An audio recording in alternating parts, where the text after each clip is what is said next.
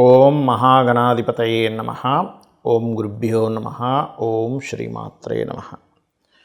పరమేశ్వర స్వరూపమైనటువంటి జ్యోతిష, వాస్తు మరియు ఇతర అనేకమైనటువంటి శాస్త్రములను మనకు అందించినటువంటి మహర్షులకి నమస్కారం. హయగ్రీవ హయగ్రీవ హయగ్రీవేతి యో వదేత్ తస్య నిస్సరతే వాణి జహ్నుకన్యా ప్రవాహవత్. అరుణాం కరుణాతరంగితాక్షీం ధృతపాశాంకుశపుష్పబాణచాపాం అనిమాదిభిరావృతాం మయూకైః అహమిత్యేవ విభావయే భవానీం. శ్రీమాత్రే నమః. ప్రేక్షకులకి ఆ లలితాంబిక అమ్మవారి యొక్క అనుగ్రహం పరిపూర్ణంగా కలగాలని మనస్ఫూర్తి కోరుకుంటూ మనం ఈరోజు చెప్పుకోబోయేటువంటి వార ఫలితాలు ఏ రోజు నుంచి ఏ రోజు వరకు అని చూసుకున్నట్లయితే 8వ తేదీ నుంచి 14వ తేదీ వరకు ఉంది. అదేవిధంగా గ్రహస్థితి కనుక చూసుకున్నట్లయితే ఈ వారం చంద్రుడు కుంభరాశి నుంచి వృషభం వరకు అంటే 4 రాశులు సంచరిస్తాడు.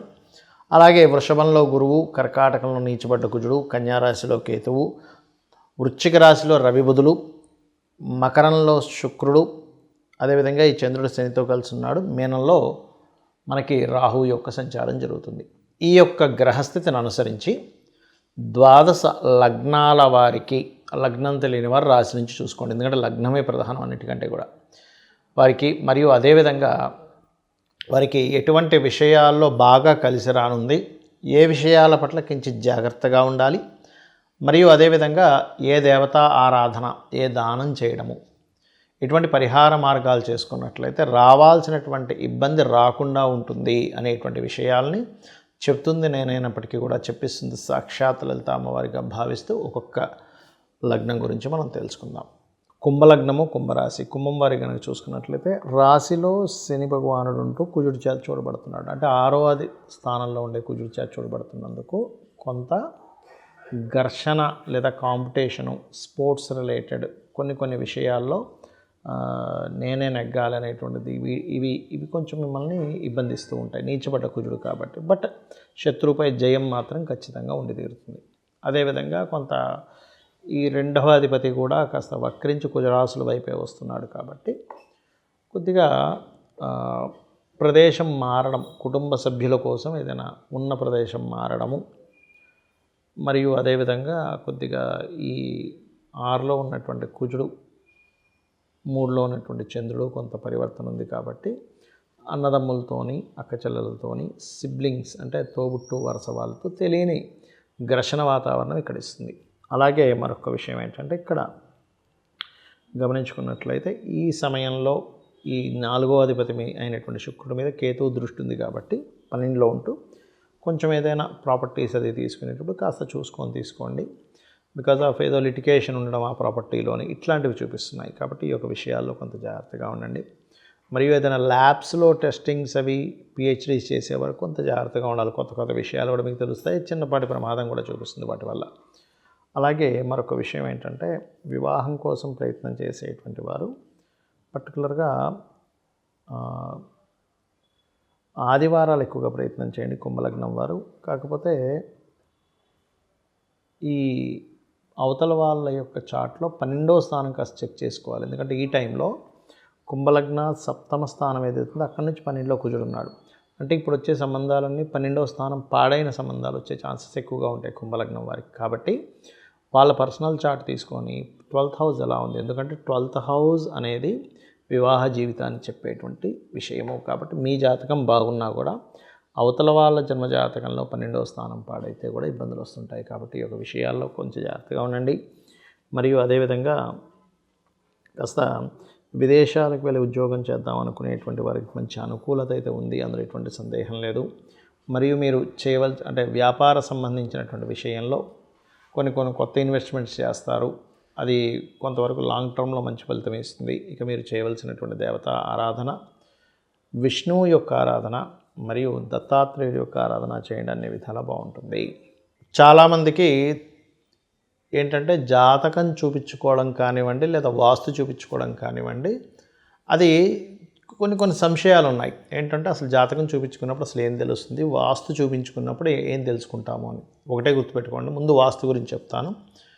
వాస్తు అనగానే చాలామందికి ఉన్నటువంటి అపోహ ఏమిటంటే చూపించగానే వాస్తు పండితులు వస్తారు, ఇది కూల్చేయండి అది కూల్చేయండి అంటారు, మొత్తం పాడైపోతుందేమో అనుకుంటాం. అలా కాదు, ఎక్కడా కూడా మొత్తం కూల్చేయాల్సిన అవసరం ఏమీ ఉండదు, గుర్తుపెట్టుకోండి. కేవలం వాస్తు అంటే కేవలం నిర్మాణం మాత్రమే కాదు, కానీ కొన్ని సందర్భాల్లో మాత్రం తీయవలసి వస్తుంది. కొన్ని ఎప్పుడు అంటే చెప్తాను. ఈశాన్యంలో కనుక లెట్రిన్ బాత్రూమ్స్ ఉంటే ఖచ్చితంగా తీసేయాలి అక్కడ. ఎందుకంటే ఈశాన్యే దేవతా గృహ అని చెప్పడం జరిగింది. కాబట్టి ఈశాన్య భాగంలో ఉండేటువంటి బాత్రూమ్స్ ఉంటే ఖచ్చితంగా తీయవలసిన పరిస్థితి వస్తుంది. మిగతా ప్రదేశాల్లో ఎటువంటి కట్టడాలు ఉన్నా దాన్ని చిన్న చిన్న మెటల్స్తోని కలర్స్తోని దాన్ని సరి చేసుకోవచ్చు.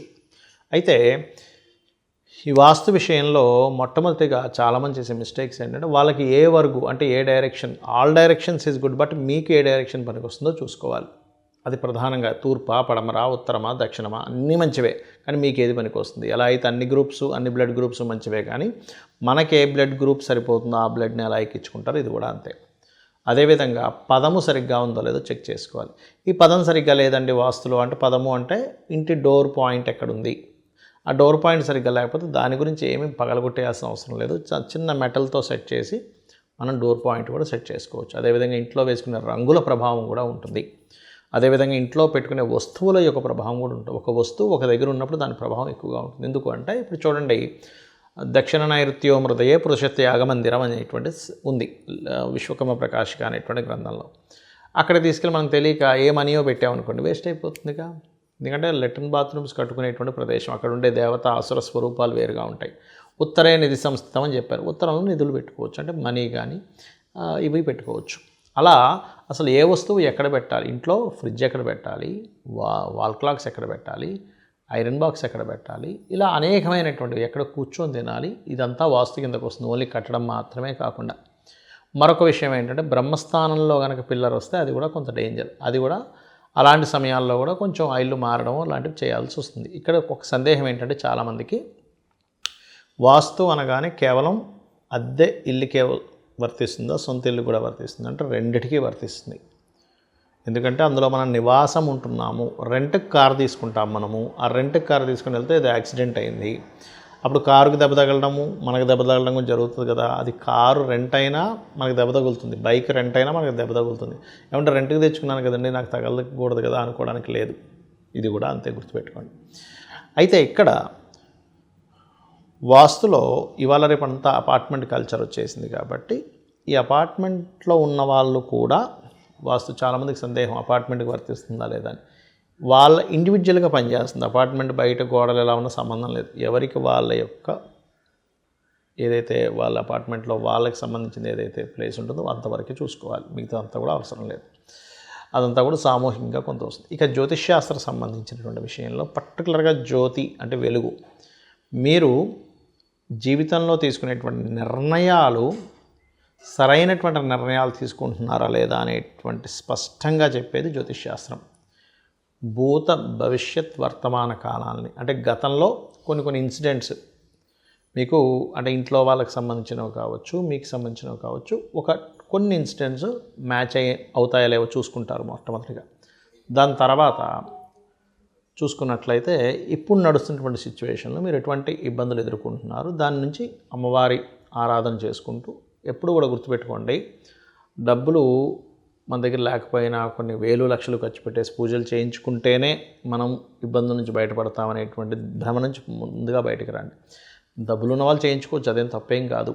చక్కగా పురోహితుని పిలిపించుకొని హోమమో యజ్ఞమో సత్యనారాయణ సంవ్రతమో లేకపోతే ఇంకోటి ఏదో సుదర్శన హోమాలో రకరకాలు చేయించుకుంటారు, అదేం తప్పు కాదు. కానీ లేకపోయినా అప్పు చేసేసి మరీ చేయాలి అనేటువంటిది లేదు. అలా చేస్తేనే అమ్మవారు అనుగ్రహిస్తుందని, అలా చేస్తేనే గ్రహాలు శాంతిస్తాయని అనుకోకండి దయచేసి. మనస్ఫూర్తిగా మీ భావనతో చక్కగా అమ్మవారి దగ్గర దీపం పెట్టి వెలిగించి మీరు ఏ దేవత సంబంధించిన అనుగ్రహం పొందితే మీ యొక్క ఇబ్బంది పోతుంది, ధన సంబంధించిన ఇబ్బంది పోతుంది, లేకపోతే రోగ సంబంధించిన ఇబ్బంది పోతుందని చక్కగా దీపం పెట్టుకొని ఇంట్లో కూర్చొని జపం చేసుకున్నా కూడా ఆ యొక్క దోషం పోతుంది, గుర్తుపెట్టుకోండి. అలాగే జ్యోతిష్శాస్త్రంలో